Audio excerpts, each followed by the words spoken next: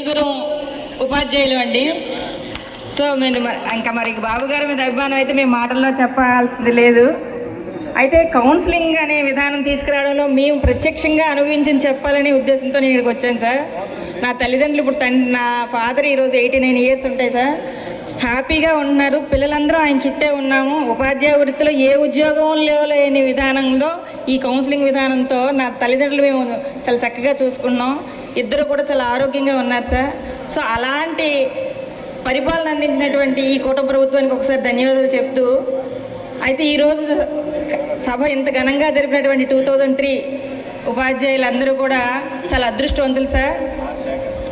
ఈరోజు వాళ్ళ పెన్షన్ పొందడానికి గ్రాటిట్యూడ్ సభను ఏర్పాటు చేసి చాలా చక్కగా నిర్వహించారు.